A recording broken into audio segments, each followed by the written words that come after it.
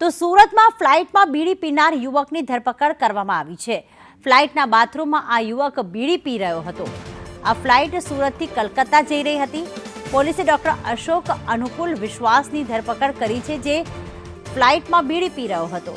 આઝમ અમારી સાથે જોડાઈ ગયા છે। આઝમ, આખી ઘટના કઈ રીતે બની? ક્યાંનો આ રહેવાસી છે?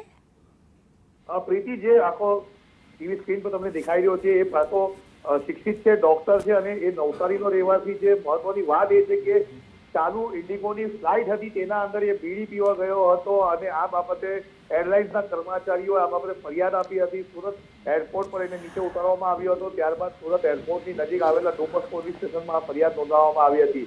70 જેટલા મુસાફરો વિમાનમાં સવાર હતા અને ત્યારે આ ફરિયાદ ત્યારે એને બીડી સળગાવી હતી અને પીવા ગયો હતો। સુરતથી કલકત્તા જતી આ ફ્લાઇટ હતી અને ડોક્ટર જે છે તે મૂળ નવસારીનો રહેવાસી છે, પરંતુ સુરતથી કલકત્તા જઈ રહ્યો હતો ત્યારે આ ઘટના બનીને સામે આવી છે।